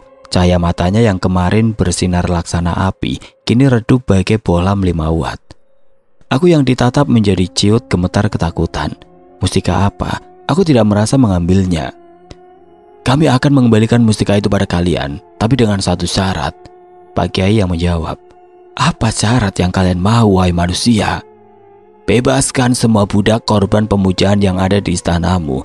Kembalikan mereka pada Sang Pencipta, karena di sanalah tempat mereka kembali." "Baik, akan aku bebaskan semuanya, tapi kembalikan mustika itu. Tanpa mustika kerajaan tidak bertenaga. Mustika adalah kehidupan kami. Tapi aku tidak percaya pada akal busuk dan tipu daya para siluman. Kami akan mengembalikan tapi tidak utuh. Akan kami simpan seujung ibu jari untuk jaminan." "Baiklah, cepat kembalikan kami, sudah tidak tahan. Kami lemas." "Doni, keluarkan mustika itu." "Mustika apa, Pak Kiai? Saya nggak merasa mengambilnya. Jangankan mengambil mustika, saya di istana ketakutan, banyak yang disiksa meminta tolong. Malah saya dikejar-kejar ribuan buaya keparat itu. Untung ada sapi, walaupun gemuk, tapi dia berlari sangat kencang dan membawa saya ke sini." "Keluarkan yang ada di saku celanamu. Lihat, dia sangat percaya." Lalu aku merogoh saku celana dan mengeluarkan sebuah benda pipi berbentuk sisik. Begitu sudah berada di genggamanku, nampaklah cahaya bagai sinar matahari di siang hari. Sangat berkilau, kukerjapkan mata karena silau sinarnya. "Oh, ini mustika. Aku kira sisik ikan duyung, Pak Kiai. Aku menemukannya di kamar mandi di rumah paman, bukan mengambil dari istana." "Ini mustika atau kekuatan siluman buaya yang biasanya bertengger di mahkota Ratu Siluman. Kamulah takdir untuk mereka dan juga untuk para korban. Mustika itu bisa berada di tanganmu karena memang berjodoh denganmu. Cepat serahkan dan kamu potong seujung jempol untuk membebaskan perbudakan yang ada di istananya." "Ih, amit-amit Pak Kiai, saya nggak mau berjodoh dengan siluman. Saya masih normal, pecinta wanita asli." "Pergilah, anak muda ini akan mengantarkan mustika langsung ke hadapan ibu ratu kalian." Akhirnya Pak Kiai membaca doa, lalu ratu buaya menghilang secara perlahan bagai terbawa angin. "Nah Doni, nanti kamu harus kembali ke istana Buaya Putih untuk mengembalikan mustika ini dan juga melihat apakah mereka benar-benar membebaskan para budaknya." "Apa? Aku kembali ke istana? Kenapa nggak dikembalikan saja ke kamar mandi rumah paman? Karena di sana saya menemukan sisik ini." "Gimana kalau saya malah dijebak dan diserang lagi para buaya? Kemarin saya ditolong sapi. Bagaimana kalau sekarang sapinya sudah nggak ada?" Gegara paman semua jadi ribet. Aku yang sangat kesal hanya bisa menggerutu. Jujur aku sangat takut kalau harus kembali ke sana. Pak Kiai hanya tersenyum melihat ekspresiku. Adzan subuh berkumandang. Sinar mentari pagi sudah terlihat di ufuk timur. Suasana menjadi normal, mereka pulang ke rumahnya masing-masing. Begitu pula mobil ambulan pengangkut jasad Doni. Namun Agung dan Rio masih bertahan dan akan pulang beberapa hari lagi setelah Agung pulih. Selepas duhur, Rio mendapat kabar kalau ayahnya meninggal dunia di dalam toko yang kebakaran hebat akibat meledaknya tabung gas. Toko dan warteg milik paman habis tidak tersisa, sedangkan toko-toko milik orang lain terselamatkan karena keburu datang pemadam kebakaran. Kami semua akhirnya menuju ke rumah paman. Aku teringat akan Rizka. Gimana nasibnya setelah aku dan Rio selamat? Sampai di kediaman paman, aku tertegun melihat toko yang kemarin begitu mewah dan besar, kini rata menjadi abu hitam. Tidak satu pun tersisa barang-barang dagangan, begitu pula warteg rata menjadi abu. Untung tidak ada korban lain selain paman. Jasad paman bagikan arang gosong tidak terkenali, hanya bisa mengenali dari kalung yang di leher paman yang sudah menghitam juga. Aku dan Rio langsung menuju ruangan Rizka, yang di sana telah ada Dokter Fajar yang sedang memberi infus. Kutatap tubuh Rizka yang sudah terlepas dari pasungan, namun masih tertidur. Tiba-tiba aku merasa sangat pusing, pandangan gelap dan... Aku berada di depan gerbang istana Buaya Putih. Apakah aku bermimpi? Perlahan aku langkahkan kaki menuju gerbang dan secara otomatis pintu terbuka sendiri. Para penjaga gerbang semuanya memberi hormat padaku dengan menundukkan badan mereka. Wah, kenapa mereka sekarang menghormati aku? Berbeda dengan kemarin, aku bagikan maling dikejar-kejar oleh mereka. Semakin melangkah ke dalam, kulihat banyak manusia tersenyum dan memberi hormat padaku. Gemuruh teriakan terima kasih tiba-tiba datang ke hadapanku. Seorang gadis yang aku sangat mengenalnya. Dia gadis yang fotonya ada di dompetnya Agung. Dan dia juga yang saat malam itu meminta tolong padaku. Diikuti 3 orang lainnya menghampiriku. Mereka mengucapkan terima kasih.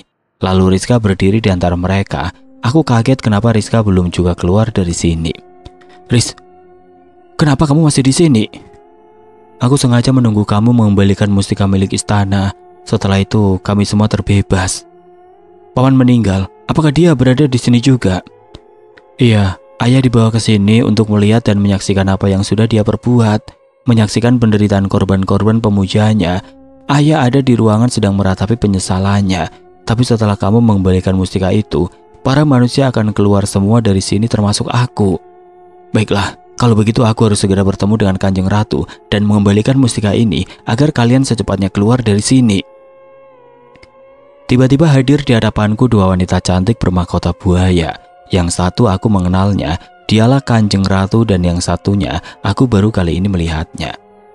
Terima kasih wahai anak manusia. Kamu sudah menepati janji untuk mengembalikan mustika itu. Aku tertegun lalu kuraba saku celana dan kudapati sisik itu.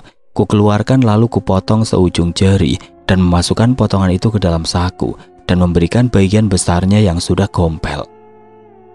Manusia-manusia itu berjalan menuju gerbang istana dan mulai keluar menjauhi perlahan. Mereka bagaikan tersedot cahaya yang sangat terang, semakin lama memudar dan lenyap. Sepi sunyi, hanya beberapa siluman buaya yang tampak lemah. Aku cari Rizka juga sudah tidak ada di sana. Setelah mustika itu kembali ke tempatnya, yaitu di kepala Ibunda Ratu, tiba-tiba semua bercahaya sangat menyilaukan, sampai aku harus memincingkan kedua mata. Dan aku tersadar sudah kembali berada di ruangan Rizka. Alhamdulillah, kamu sudah mengembalikan mustika itu, Nadoni. Ternyata sudah ada Pade bersama kami. Kuucapkan syukur, ternyata kekayaan yang berasal dari memuja setan, pesugihan atau sejenisnya yang bersekutu dengan setan tidaklah kekal. Dari cerita ini kita dapat hikmah yang bisa kita ambil. Ambil baiknya, buang buruknya.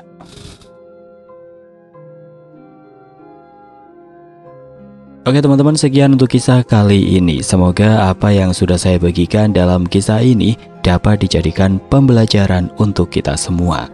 Dan buat teman-teman yang baru bergabung, jangan lupa untuk like, komen, share, serta subscribe channel ini. Dan nantikan kisah-kisah horor berikutnya tetap di channel Berita Mistis.